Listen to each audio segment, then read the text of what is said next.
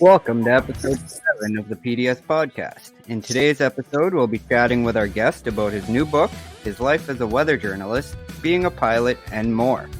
But before we get started, I just want to take a moment to thank our sponsor for today's episode, Miracle Dent Repair. We'll hear a little bit more about them a little later in the show. Also, if you're watching us live right now, just remember that this is the raw and uncut version of the podcast, which means you may see or hear some things that don't make it into the final episode. You may notice that we've got a special co-host today, and that's because Curtis is out sick. So we have Jordan Hall joining us today, co-hosting the show. So thank you, Jordan, for helping out with today's episode. And also, during the break, you will have an opportunity to ask today's guests some questions of your own. So please send them to us in the comments and sit back, relax, and enjoy the show. Our special guest today is Canada's favorite weatherman, St Clair. Chris was a weather journalist for 26 years at the Weather Network. He is also the author of Canada's Weather, available on Amazon, and has a new book called Weather Permitting: 25 Years of Ice Storms, Hurricanes, Wildfires, and Extreme Climate Change in Canada.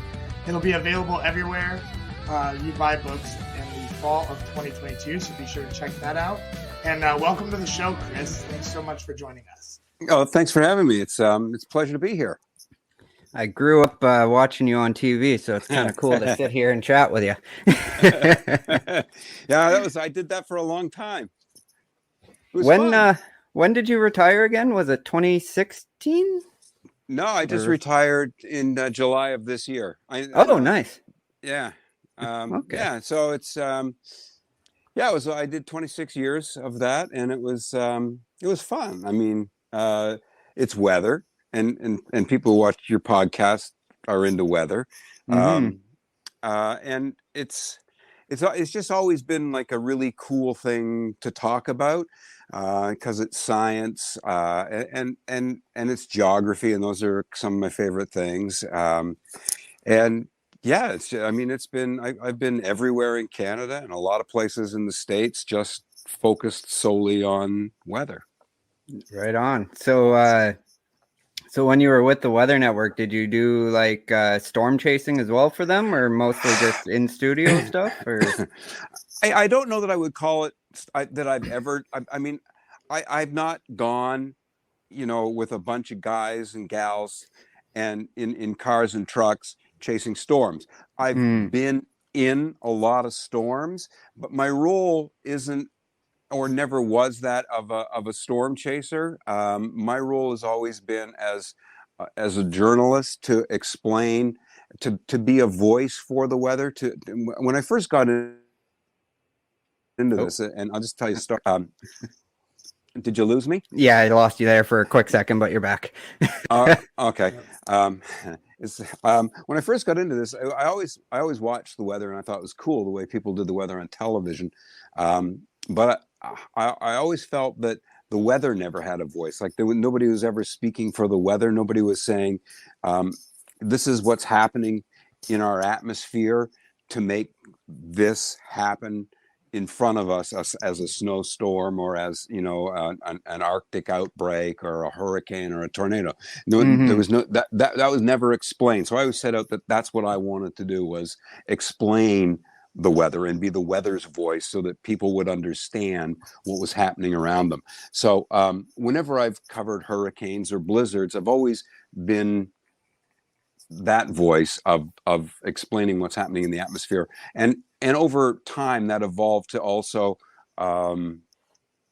speaking for the people who are impacted by the weather, because I think that so much, weather is spectacular to watch. Like a tornado is amazing to see. A wildfire is stunning to watch.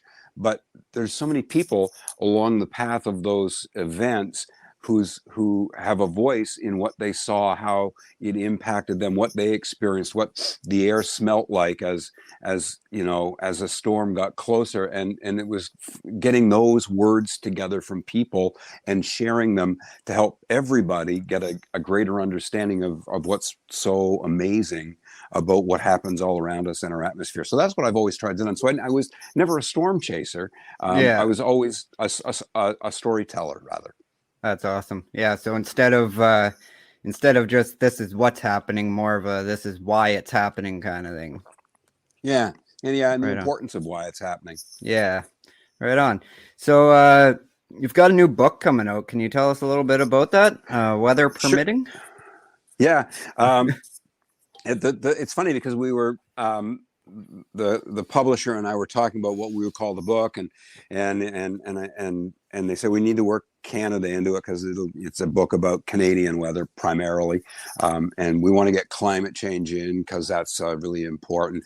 And anyway, the name Weather Permitting came from, if you're in Canada, you're familiar with This Hour Has 22 Minutes, the comedy show. Yeah.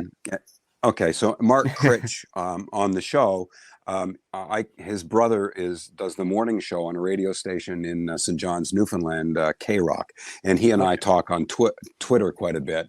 And I said, hey, by the way, I'm writing this book, blah, blah, blah, blah. And he said, oh, you should call it Weather Permitting. And so I said, I put that down in the list of names when I sent it off to the publisher, and they said, oh, that's the best name for a book. So it's actually kind of comes from him, the name of the book. But I've been in dozens of hurricanes and dozens of blizzards and dozens of thunderstorms and all that. And so I have like all these stories about how what these storms were like that I got to tell on television. But on television, you get to tell the story in 3-minute pieces, right? Even if you're there, like Fort McMurray, we were there for 8 days for the Fort McMurray fire, but we still, you couldn't tell the whole story on television.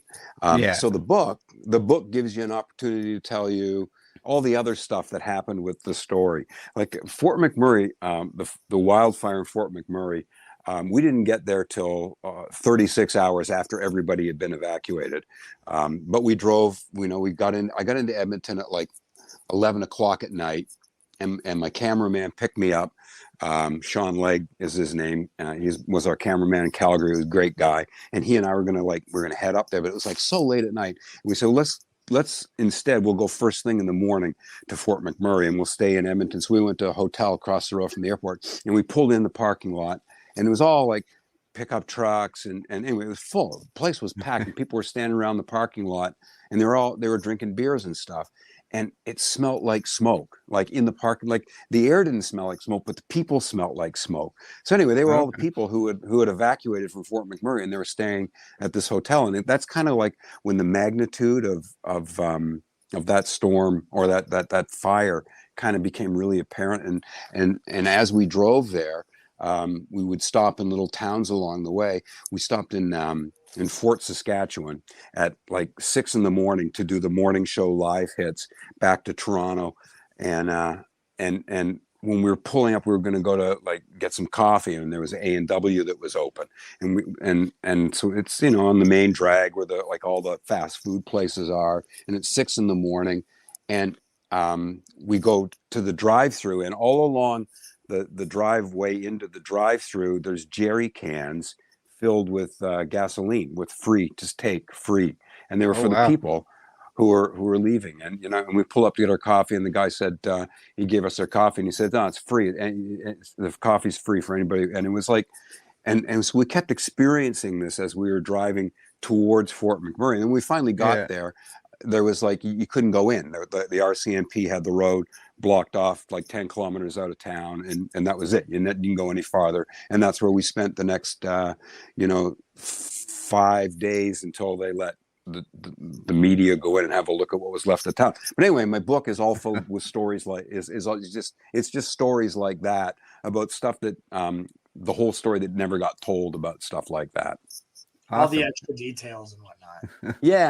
Yeah, it's just it's a lot of detail. But I mean, like when we were driving up the highway from you go on the highway to Fort McMurray, and you turn off, and from where you turn off the road to Lac La Biche and the main road across there and up to Fort McMurray, it's like 150 kilometers, and there's like one town that's halfway up the road, and it's called Wandering River, and it's basically 2 motels, a Burger King, a gas station, and maybe 120 people live there, and that's it. And there's nothing else all the way up that highway. And we were driving. That's where we stayed. But we were driving past Wandering River, and on the road there was like abandoned cars, like people had just run out of gas and left their cars. There was like a RV trailer, like like a camper trailer, flipped on its side on the roof, all crushed up and smashed up in the center median.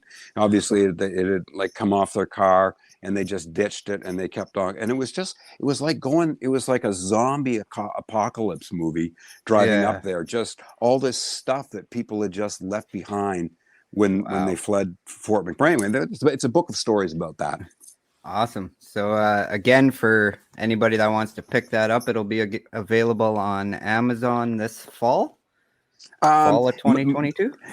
Yeah, my old book's on Amazon now, but my new book, I was just talking to my Simon & Schuster, my publisher, today. It'll be out probably in October, and it'll be available. It'll be available everywhere you get books. Awesome. Yeah. So yeah, anybody that's listening and watching right now, make sure you pick up that when it comes out, because it sounds like it's going to be pretty good. Oh yeah. 2 more chapters to go. There you go. Right on. So I read that you got your commercial pilot's license in '95. What type of aircraft did you end up flying? I wanted to fly like big planes.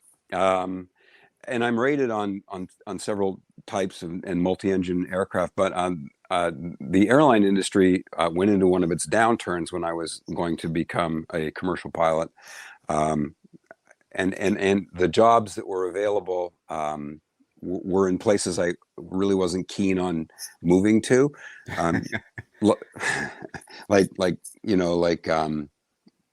I mean, they're great places, I suppose, to live, but I didn't want to live in, Thompson or Lynn Lake, and it was I was too late in life to sacrifice that much time. And at the same time, this opportunity to work at the Weather Network rolled around, so I stuck with that. But I still fly; it's fun. That's awesome. I'm actually working on my student pilots right now. So yeah, it's great, isn't it? I love flying. It's a good time. I know. Everybody says, "Oh, it's so expensive," and it's like it's no more expensive than golf. No, realistically, Really, yeah. Yeah, real. I mean, So- yeah. There's an outlay to get your license and everything, and it'll cost $4,000 or $5,000. But that it's like good golf clubs are expensive, and greens fees are expensive and stuff. And renting a plane, you rent them by the hour, and it's $75 to $100 an hour, but it's fun. You're flying. Yeah. Yeah, I'd honestly rather be flying than playing golf. yeah. Well, what's really cool about flying, especially when you get like where you are, flying in, like when you're getting your license and you're a student pilot and you're flying like a Cessna or a Piper. A Cessna is better because the wings over top, and so you have a way better. Yeah, you have such a better view. But it's like you get to see geography so much better. And I always loved geography. I was going to be a geography teacher. That's what I wanted to be when I was in school. But you get to see like escarpments, and you can see doldrums in the ground. You see all these really cool geographic and topographical features that you never see when you're driving through them. You see them when you're driving through them, but you understand their scale better. And then if you're really if you're into weather, you get this sense of how the role that the land plays in influencing everything that's happening above the land. Absolutely. So what came first, would you say? Your love for flying or your love for weather? I grew up in Nova Scotia, so the weather was always something that I always liked. I always liked airplanes. It's a toss up. I mean, the two of them are married anyway. I mean, the reason why they hired me was I had a lot of broadcast experience before I started working for the Weather Network. I'd been in media for 20 years before that. But when you learn to fly, like a third of everything you learn when you learn to fly is meteorology, and at the time that was a ton of meteorology experience in my head, and so I knew a lot going to work there. I've noticed the there's quite a bit of crossover between storm chasers and pilots. Like you see a lot of storm chasers becoming pilots or pilots becoming storm chasers just because of that grouping of the two together, really. Yeah, I was with Mark Robinson, right? Yep. Yeah, we were down at Irma in Florida, whenever that was, 2018, and because Mark has a storm chasing buddy who flies cargo planes in Miami, so I met up with him. Yeah, and there seem to be a lot of people who fly who chase too. For sure. I guess that question's yours, Jordan. Number 3. What was your favorite part of flying? I was like, we're all over the place. I'm sorry. What is or was your favorite part of flying in general? I liked every bit of it. There's nothing I didn't like. I loved planning a flight. Like sitting down with maps and planning a flight and doing weight and balance for for your plane and all of that. I used to, when I was learning to fly and when I was building hours, I would go to get my weather briefing at the airport that I flew at there, because Environment Canada still had an actual weather person at that airport taking observations every hour. But I would go in to get the weather for my route, but I would sit and talk for like an hour about what the weather was, and we would just shoot the crap about weather for an hour. So I always liked doing that. And I liked everything. I loved I love to do the pre-flight on the plane and a walk around, and I love the actual, the joy of flying. It was fun to, try and execute like a perfect, instrument approach. It was like, I liked all of it. But, I think what I really liked about it was everything was planned perfectly. Like it was all about, like, flying's all about planning and running checklists and making sure you have everything in where it needs to be so that it works out perfectly. And a lot of that applies to what you guys do when you storm chase is you plan. You need to plan, and you need to know what's happening where, and you need to know where your escape routes are going to be and what roads you want to take, so that you've got ways to be in the right place, but then ways to make sure that the right place doesn't turn into the wrong place really fast. It's all about, being successful in things is all about planning and making sure that you're successful in things. And that's what I liked about flying. It really taught this discipline about, if you're going to go in, make sure you got a full bag of tricks, and then you got another full bag of tricks in your other pocket too. It's pretty interesting, because if you look at it with flying, yeah, flying's great. It's just like getting a tornado. Getting a tornado is great. But everything leading up to that flight or leading up to getting that tornado has a big, it's fun all the way up to the point. Yeah. And it's all about the journey to get there. So that's something I enjoy too. Awesome. Well, that already takes us to our first break. So, if anybody that's watching live has any questions for Chris or Jordan or myself, now's the time to let us know in the comments. We'll take a 5-minute break here, and then we'll get back to the show. During the break, I am going to quickly run and grab another drink, and I will be right back. I'm going to do the same. I'll be right back. Yeah, sounds good. This is Extreme Storm Chaser Aaron J. Jack, and you are listening to the PDS Podcast. This episode of the PDS Podcast is brought to you by Miracle Dent Repair. Their paintless dent repair process maintains your original factory finish with no repainting or parts to order. Miracle Dent Repair is an MPIC approved facility for hail damage that was incorporated in 2008 and has been awarded the top auto body repair in Winnipeg in 2020 and 2021, handling all of Enterprise Rent-A-Car, U-Haul, and Winnipeg School Division's fleets. Miracle Dent Repair is a strong supporter of our military, animal shelters, and Cancer Care Manitoba. They handle all makes and models from ultra-late to classic cars. So when hail damage happens, bring it to the hail repair specialists at Miracle Dent. All right, we're back. Now it's time for our 21 question segment where we get to learn a little bit about Chris's life and his online personality. Hope we're ready for that. All right. So, what was your secret weapon when you reading the models, Chris? My secret weapon when I read the models. Yeah. Well, I didn't have a secret weapon. I mean, they're they're so fickle. It's my secret weapon was, and I was lucky because we always. I'm not a meteorologist, but I can read a model. I can look at a model and read it and understand it. But I think the trick is, depending on what you're looking for, I was lucky because we always worked with like a team of meteorologists. There was always 3 or 4 of us, or 5 of us in the office at one time.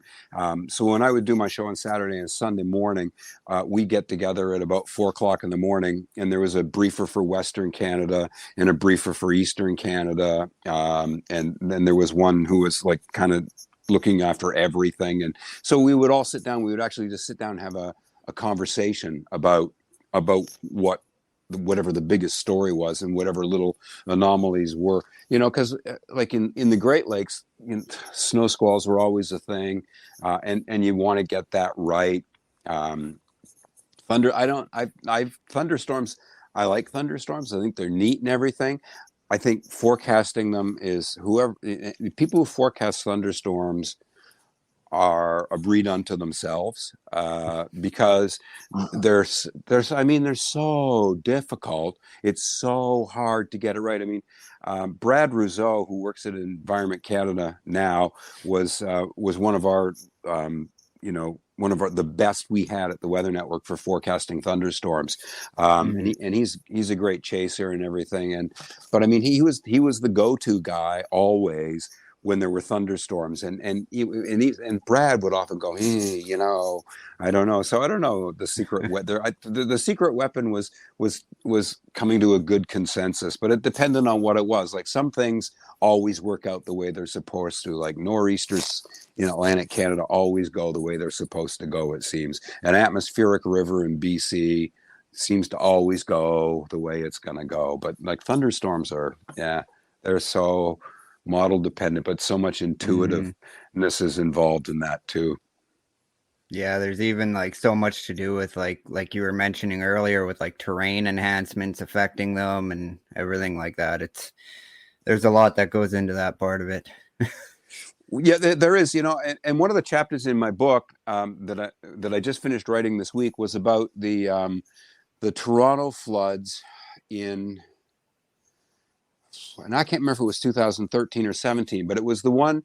The damage wound up being over $850 million. It was almost $1 billion flood in Toronto. Jeez. But and Dave Sills wrote a whole paper about this particular one event. It happened on the 17th or the 8th of July is when it happened. Anyway, but he wrote this whole paper because it was one of these situations where the lake breeze faltered just a little bit, and the cold core out of the top of the thunderstorms that were up over Newmarket and Markham in the north of the city, that air created a gust front, and just the gust front and came to the south just as the lake breeze faltered just the slightest amount, and an inflow of warmer air came over the Niagara Escarpment from the southwest, and it created this perfect, almost unforecastable event that led to a thunderstorm that just sat over downtown Toronto for an hour and a half and put down 6 inches of rain, more rain than they get in 2 months in 90 minutes. Wow. But it was, but anyway, Dave Sills wrote this great at the Northern Tornadoes Project. They've written this great piece about it. You can just Google search it. But it the detail they went into in analyzing all the radars and the research they're doing into lightning and how lightning works within clouds and in often directing the way a cell will move and everything. It's such cool stuff, and you read that stuff and you go, we don't know anything. Jeez. It's just one of those with the atmosphere. It's just like the more you know, the more you realize there's so much more to know about the atmosphere. Yeah, absolutely. You never know everything. Mm-hmm. Even like I've noticed storm chasing every time I go out, I'm learning something new. There's always something new to learn about the weather for sure. Yeah. So what would you say is something what is something interesting that most people don't know about you? Something interesting that most people don't know about me. Well, only the people who I work with know. I never stop when I was on TV. When I never stopped walking, I walked all the time. Like when I was in the studio, I would walk. I just never stopped walking. I always like the camp, like, I'd do my 4-minute piece, and then we'd be off for 4 minutes, and I come back on. But during the 4 minutes, I would walk. I never stopped walking. It was how I kept energy up to make it exciting. Okay, So yeah, maybe cool. that's something nobody knows. I can talk like a duck. Well, let's hear it. Awesome. What do you enjoy most about presenting the weather? Yeah, I liked making the story. It's Canada's an enormous country, and I liked going in there. I liked going through all the video that came in over the past. I was lucky on the weekend because like when people watch TV on the weekend, they watch it differently. They watch it like that's when all the news shows are on Sunday morning and everything, and people kind of have a little more extra time. So I think their mind is more open to not just getting their forecast for today, but learning a little bit about what happened over the past week. So I always enjoyed the challenge of sitting down and saying, okay, well, what's really important? What are the 3 most important things that are happening today that are like the big weather stories? And then what's happened this past week that's related to those 3 stories? And then bringing it all together with the video and the maps. And I loved when my alarm went off at 1:30 in the morning and I got up and started to go through my phone and look through all the videos that we had and all the producers' notes from the past week and sit down with a pencil and a paper, which is what I did in my hotel room for 3 hours, and I would write out everything we were going to do, and then I go into work at 4 and we put it all together. That was my favorite thing, and I miss that a lot. It was fun. That's awesome. How did you get interested in the weather? Yeah, when I was a kid, I lived in Halifax, and Halifax. If you've not been, it's right on the ocean. It's on a peninsula, and it's a hilly city. It's very hilly, and so we lived in some high ground on the shores of Bedford Basin, which is like a big bay that comes in from the sea. And my favorite thing when I was a kid, we would ride our bikes at night, but the fog would drift in and the harbor would disappear, and then the city would disappear below you, and very slowly the fog, as it built, would build up, and you could see it actually like coming up this, because we're on a hill, you could see it like creeping up the hill, so fog's my favorite kind of weather, and I just always remember that as a kid. I love fog. You'd ride your bike we lived on the top of the hill, and you'd ride down the hill into the fog, and the temperature would drop as you got into the fog. It got colder, and of course it was damp and wet, but it was fog. I think that's when I got into weather, because I thought that was just like cool to watch a cloud come and go almost every day. Nice. Yeah, my mom's side of the family is actually all from Dartmouth, so I've been out there quite often, and there's nothing quite like that Nova Scotia fog, that's for sure. Yeah. It gets pretty thick out there. Yeah, it gets thick. I mean, I remember when I was in high school and it was our graduation, and we were driving down to the South Shore to someone's party, and I remember we were driving, and the fog kept getting thicker and thicker, and all of a sudden it was like we were driving on the highway, and we were down to like 10 miles an hour, because the fog was like so thick you couldn't see.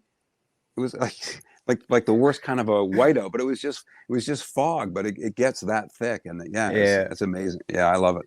I remember the one time I was out there on visiting family out there, and we were on our way to the airport actually to head home, and it was probably, I don't know, it must have been 4 or 5 in the morning, and just a thick fog the entire way to the airport. Couldn't see a thing, and I remember that clearly. I was just a kid, but that was probably the first time I ever saw a fog quite that thick, and it was pretty crazy.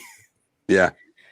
Who's been your most important professional mentor?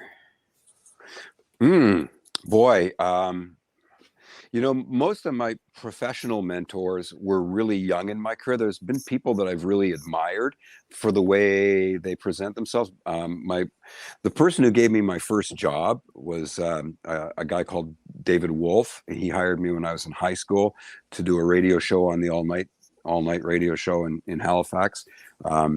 Brian Phillips, who was the guy who did the morning show, was super popular morning man in Atlantic Canada, taught me. He let me watch him work, and I learned a lot about communication from him. Learned a lot about humor from him, and then there's just been a lot of people who I admired on television. I like Johnny Carson. I'm old, so I like Johnny Carson, but I liked the way Johnny Carson was just natural and never tried to be funny, but funny stuff always happened. I like interviewers who ask the question and then let the person answer the question. It's kind of weird being interviewed because I prefer interviewing people rather than roles reversed. Yeah. So, how has technology evolved the way the weather is presented over the span of your career? Yeah, so much. When I first started at the Weather Network, we were in Montreal at the time. We had a satellite loop of North America, like goes east and goes west, the two satellites. We had the radar for Halifax, wherever the radar site. Anyway, there was like a radar for Halifax, Montreal, the Ottawa, the King City, the one in Manitoba. I mean, that was it. And then all of our maps were hand drawn with sim paint, which I don't know if you're familiar with sim paint, which was the 1980s and perhaps early 90s, like Commodore 64 kind of computer drawing program to make maps. I mean, that's what it was like. I mean, it wasn't chalk like it was in the 50s and 60s on a chalkboard like Percy Saltzman did. But I mean, there weren't many tools. I mean, the Weather Network, we didn't have satellite trucks or anything like that. We didn't have the real capability to go live until the gyro units came about in 2012. Before that, we would go out and shoot stuff, but then you had to drive the video back to the station, or you had to, if you're out of Toronto, you had to send it back by FedEx. Before the internet was a thing, that's how you sent stuff around. I mean, then you could email it, but you have to sit there and it would take forever to send it as an email. Yeah. But yeah, I mean, so technology has changed so much. I mean, the gyro that is I don't know if you're familiar, but it's like the box that is, when it came out, it was like groundbreaking technology because they didn't cost as much. I mean, a satellite truck $400,000-$500,000. A gyro unit is the size of a small briefcase, and you connected your camera into it, and then it dialed into the cell phone network and made a cell phone call and sent your video and audio feed as data bursts back. Well, it's an app on my phone now. Like you don't even need a cameraman. It's just an app on my phone, and I can just click it and type in the code, and I can go live from wherever there's a cell phone signal. Yeah. So technology has changed so much. And, even social media has changed. I mean, the Weather Network was fantastic at tapping into crowdsourcing people to provide them with video. I mean, 80% of the video on the Weather Network's all viewer video. It's all crowdsourced. Mm. So yeah, that's been the biggest difference in weather is that there is just the technology and forecasting has come leaps and bounds. The technology in presenting it has come leaps and bounds with 3D animations and stuff that weren't available, and then the inclusion of people who watch weather to include what they're seeing as part of it makes it really communal. And I think that's what's kind of cool about the weather community is it's a really communal group of people who love weather, but in Canada, and people will say this who live in other countries, well, we love the weather too. I don't know if they love it as much as we love it in Canada. And Canadians really hug and embrace their weather, and they love to share stories about it, and are willing to do so all the time. Absolutely. Even oat chasing in the field, there'll many times there'll be some random farmer coming up with his favorite storm story to tell us or anything like that. So yeah, I definitely see what you're saying there. So you already kind of talked quite a bit about this, but in 2016 you were in Fort McMurray and covered the wildfires. Is there anything additional you'd like to talk about with that? Well, I mean, it's the Fort McMurray wildfires is really interesting. The fire is a whole story unto itself that I could go on and on about, and it's a real neat set of circumstances that led to that fire. And the fire is a real signal to the dangers we're in, particularly in the boreal forest in northern Canada as the climate changes. But that story for me was more about the people. I mean, I remember when like 85,000 people live in Fort McMurray, and everybody except for the firefighters evacuated, and not all of them went out of town to the south. A lot of them, because of the fire that was to go, they went north to Fort McKay, which is an oil camp 40 kilometers north of Fort McMurray, but about 8,000 or 10,000 people went up that way. So anyway, they had to stay there until it was safe to be evacuated out. And the only way out again was to go back through Fort McMurray. So they got police convoys through the town and out. And they knew they were coming and down the road. So they had set up like great big gas trucks to fuel their cars along the road when they came through. And there was food and stuff like that. But and just the story about the people, this family came out, dad and a mom and like 3 boys, and they had to stop, and there was like outhouses set up for them to go use the porta potty, and the kids ran off to use the porta potty. and this big burly guy, like he looked like he worked on the rigs, but he was pumping gas into their car. He was dirty, and he had a ball cap on, and he hadn't shaved in a few days.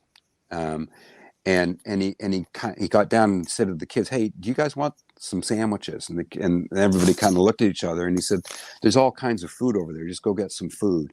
And so anyway, the family went over and got some food and got back in their car, and away they drove. And I was interviewing him before the family came up, and so we got back to doing our interview, and we talked about it and everything. He was a big, burly, manly guy, and he just started to cry, and he just said, "This is so sad and so hard to see all these families who've lost their homes and lost everything." And there was this communal sense that you saw another side of people that you never ever would have thought you would see from people. Yeah, and I just it was I'll never forget the way that those people behaved, because there was never ever a person who didn't give something to somebody else, and there was never any expectation. It was just an honest give all the time. Wow. Yeah, it was cool. Yeah. But I mean, Canada, like they raised, like the Red Cross, like tens of millions of dollars over the course of a weekend for those people. I mean, there was this. I mean, it was the story of the year. Yeah. The whole country basically came together on that one. They did, yeah. And the interest was worldwide. When I was there, I mean, ITV in England called and wanted to do, for me to do reports for them about what was going on. And like there was not just interest in Canada. There was like the interest was global on that particular story. Yeah. So yeah, as somebody who does reporting and on TV a lot, I'm sure you get your fair share of insults. So what's an insult you received that you're actually proud of? Well, it's well, if you do weather, it's always, there's always the one that, it'd be nice to get your job wrong every day and never get your job right and get paid. It's like, it's just like, really, is that the best you've got? I mean, there's those, but Yeah, I don't. I mean, whatever. I mean, people are, well, then you go do it. Um, you know. So that none of them. None of them bother me. But I do have a funny story about Newfoundland and about weather. And because when I've been to Newfoundland a lot for hurricanes and stuff like that. And every time I go there, they say to me, and they'll say, "Oh, you're here for the storm," and I'll say, "Yeah," and they'll say, "Well, you should have been here for the last one." And it's always like, whatever's going to happen, the best one was the one that you weren't there for. So that's my favorite thing about. There's just like so many weatherisms from Newfoundland, but that's one of my favorite ones. Is always, well, you should have been here for the last one. So you can have like the best storm, and they'll say, "Oh well, should have been here before." Yep, that's how it goes. Yeah. So you kind of already answered this one too, but tell me about the 3 most influential people in your life and how they impacted you. Well, my wife. My wife is like, she's perfect. I mean,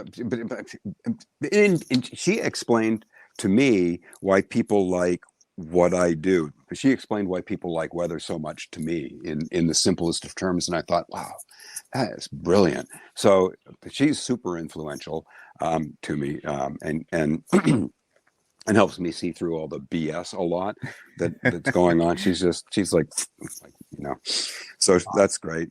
Yeah.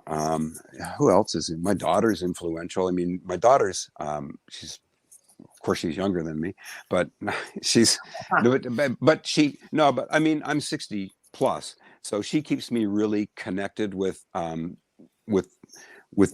generation, your generation.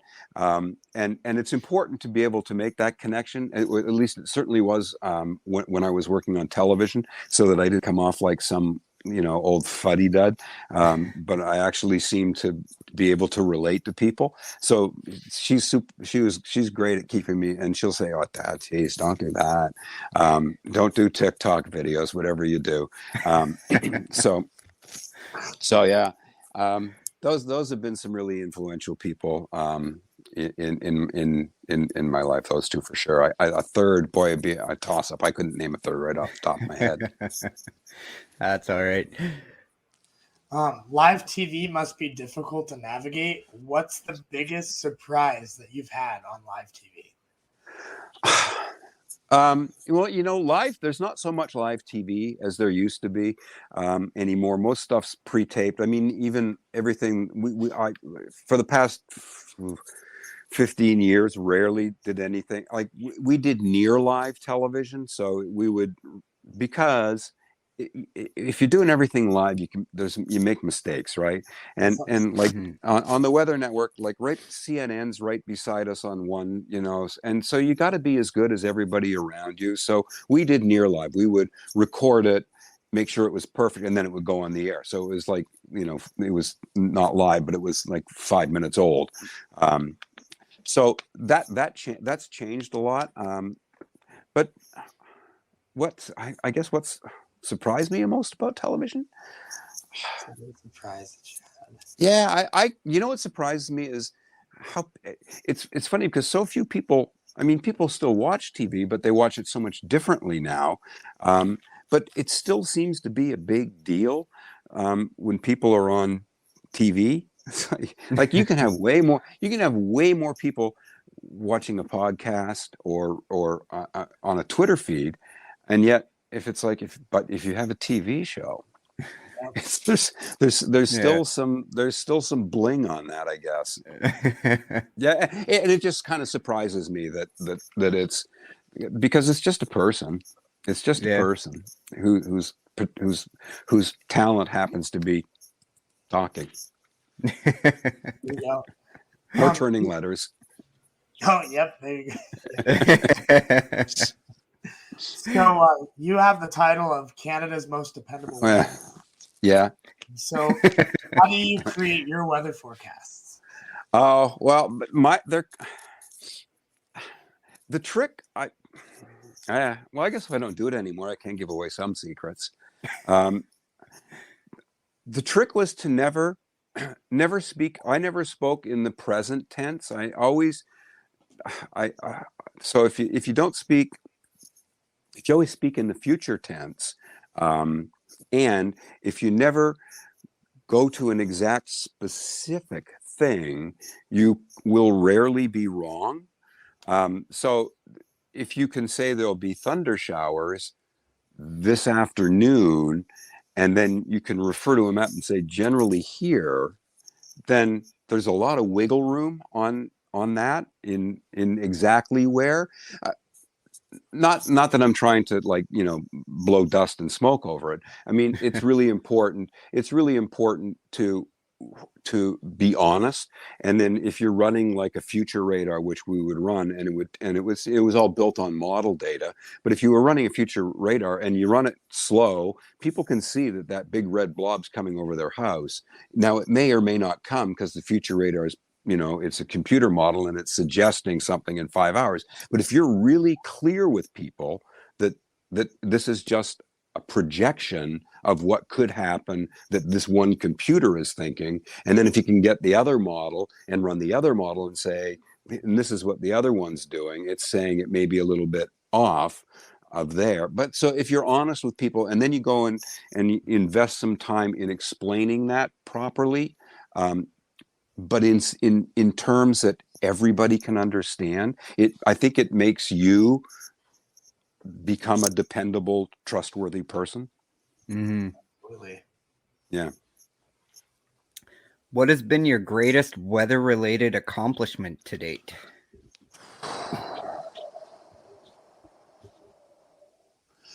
I guess, I think that being able to write 2 books about weather has been great. Because a book lives forever. The first book has some weather stories in it. It's almost like, it's more of an instructional book for somebody who's getting into weather so that they can learn about the weather.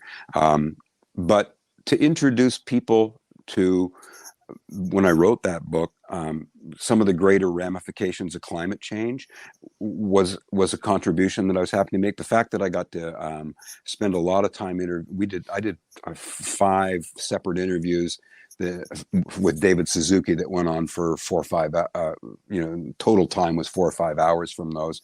I spent a lot of time with Jane Goodall interviewing her. So I got to talk to some really cool people and put together their stories, and those were shared, online and on the Weather Network. And they were important stories about how the fragility of our climate and our ecosystems on our planet. And so to be able to pass on some of that information, that would be what I was striving for all along. Awesome.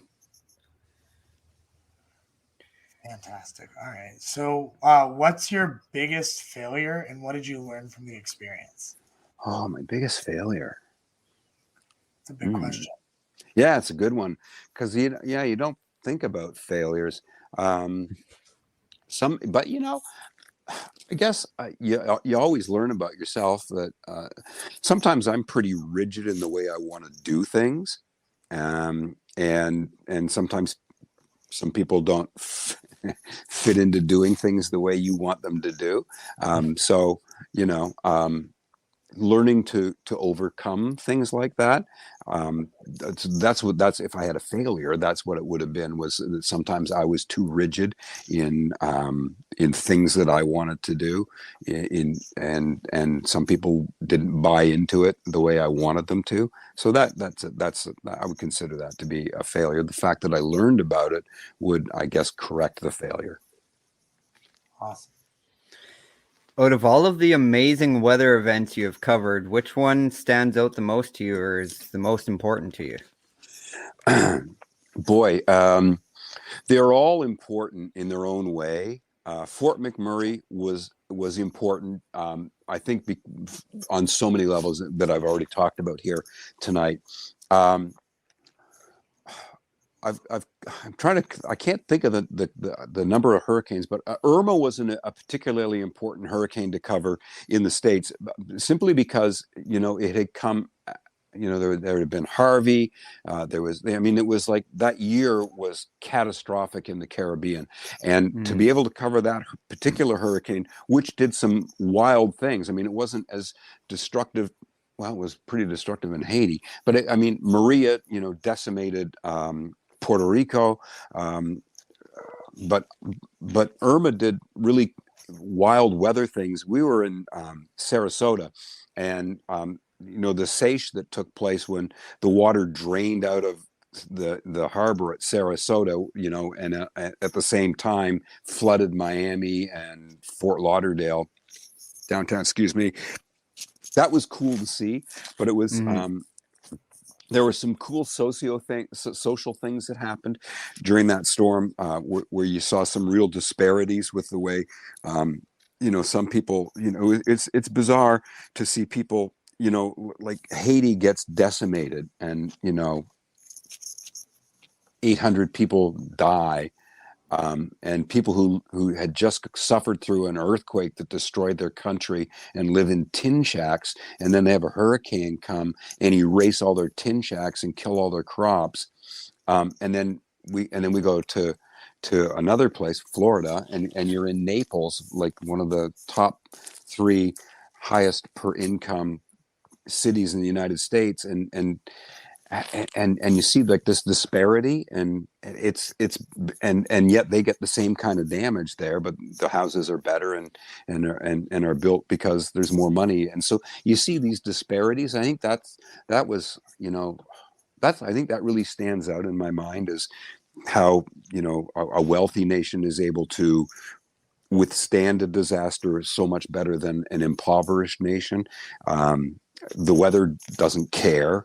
You look at what happened to the Bahamas, where there's a fair amount of wealth, and then there's the hurricane that decimated the Bahamas 2 years ago. Its name skips my mind, but will come to me. But I mean, there's this disparity, and I think that's what we need to be aware of, is that that's important. All right, so we're gonna change the questions a little bit. Okay. If you won $10 million tomorrow, what would you spend it on? I would buy a plane. Yeah, I would have a plane. It's funny, because like the lotto was like $48 million last week or something in Canada. I thought, wow. And then I started looking up, like, well, what could you buy like a Citation jet for? I mean, and so if $10 million is certainly plausible. Was it Hurricane Dorian, by the way? It was Dorian. Yeah, it was Dorian. I had to Google it. All right. And then what's one lesson your job has taught you that you think everyone should learn at some point in their life? To listen to other people. To listen to what people are saying to you. And to really listen to what they're saying. Because sometimes, it's just, listen to people. Yeah, everybody has a valid thought most of the time. So this next question's been answered already, so I'm going to come up with one off the top of my head. As a pilot, have you ever planned a flight specifically in an effort to view a weather event from the air or anything like that? No, I haven't, but I did get caught in weather once, and I was flying at night, and I flew into a snow squall, but like aloft, and so that was like freaky, because it just like the visibility went to nothing fast, and I was in a Cessna, so it wasn't like the best plane, and so I got thinking, because it was a snow squall, I got thinking, geez. How fast are the wings going to ice up on this plane, and then it's like which way wasn't quite sure which way the squall was going, but I had to figure out how to get out of it really quick. So that was so I wouldn't want to do that again. Yeah, that'd be scary in a small plane like that for sure. Yeah. Hey Jordan, where'd you go? Somebody was banging on my door. Oh. I was like, we don't have anybody coming over right now. Probably Amazon. No, it was the wrong door. So, okay, which leads us to our next question. So, if you could be remembered for one thing, what would it be?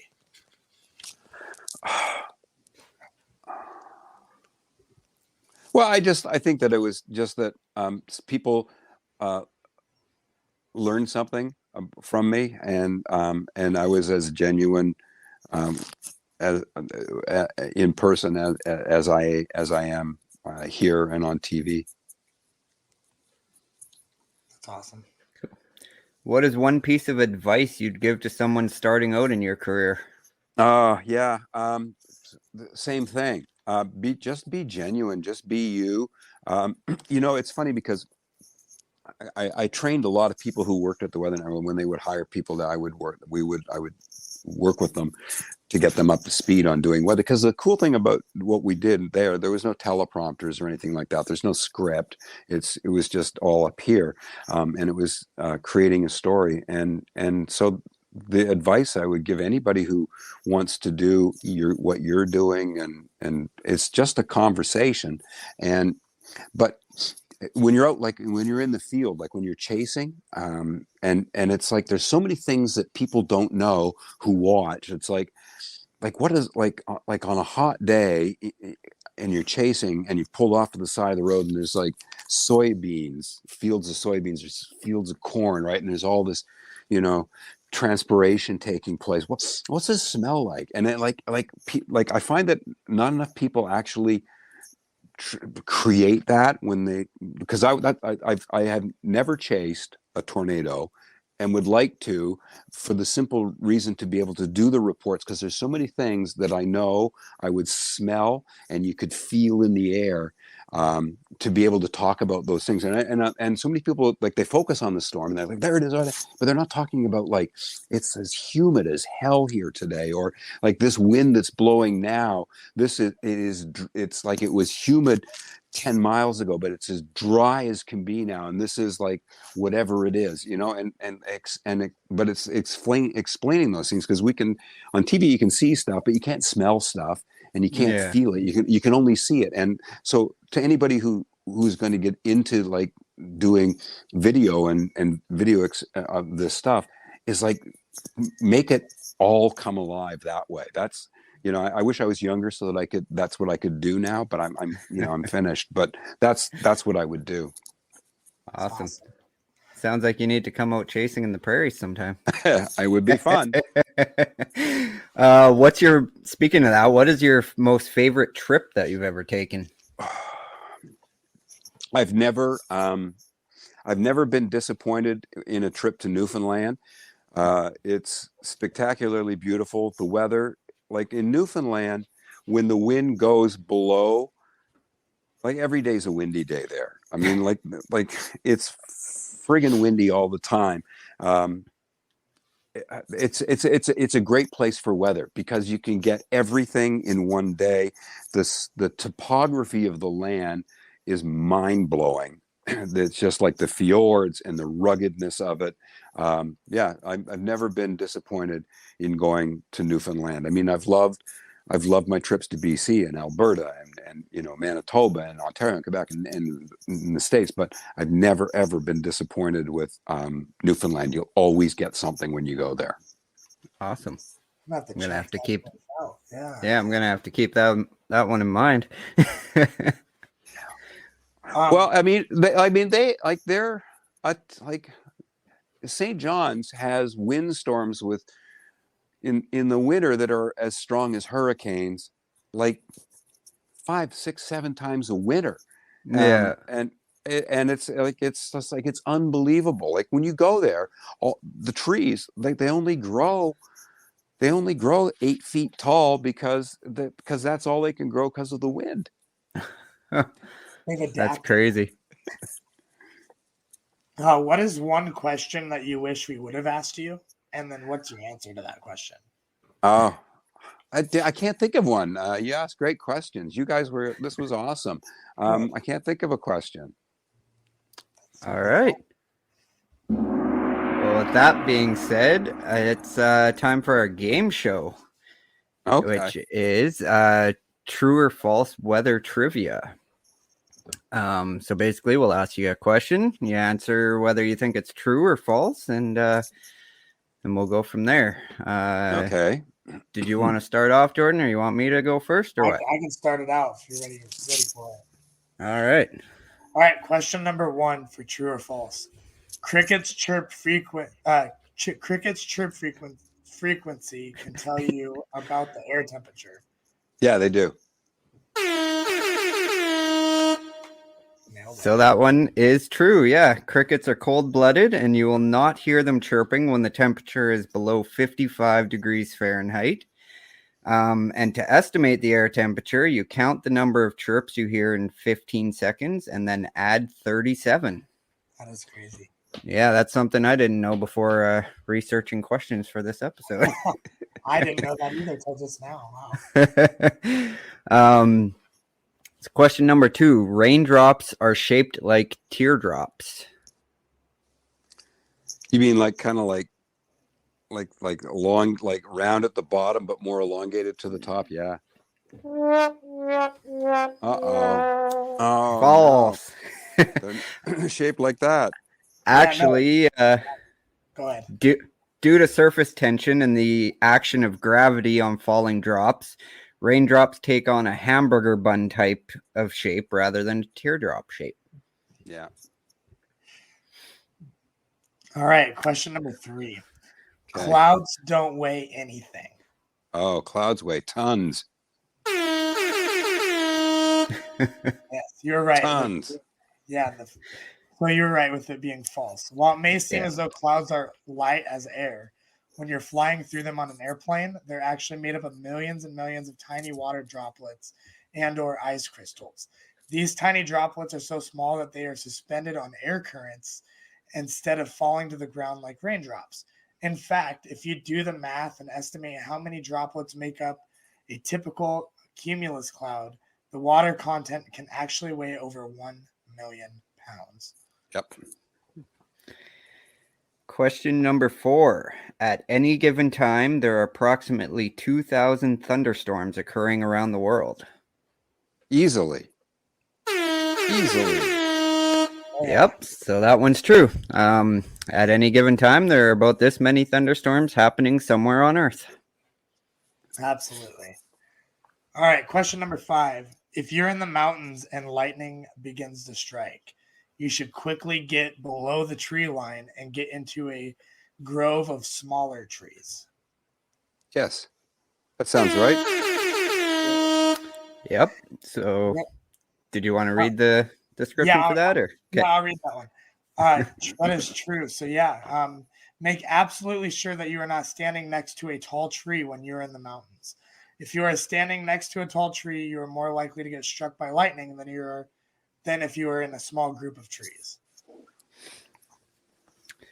So, number 6, Greek and Roman temples often were erected at sites where lightning struck. Gosh. Yeah. True. Yeah. They worshipped gods here in an attempt to appease them. Yeah. All right. Question number 7. Only 2% of tornadoes account for 70% of tornado-related deaths. Yes. True. That is true. Approximately 1 of every 50 tornadoes is categorized as violent, and they account for nearly 3 out of every 4 tornado deaths. Oh. So, I think you only got, 1 wrong there? That was pretty good. Was that good? Yeah. Did I get a prize? Congratulations. Thank you. That's enough. All right. Well, with that being said, that brings us to the end of the episode. Chris, where can people find you on social media? I'm on Twitter at CSTCLAIR1, and there it is on the bottom, and I'm on the Instagram, and I'm on Facebook too as Chris St Clair. So yeah, that's where I am, and I put stuff up pretty regularly. That's fantastic. So for those of you guys watching, you can see it there on the bottom of your screen. Be sure to follow us on social media, on Twitter at the PDS Podcast, Manitoba Storm, MBS Storm Chasers, Manitoba Storm Chasers on Facebook, Twitter, and Instagram. And then be sure to get Curtis in there at 706 photos everywhere. Throw yours in there too, Jordan.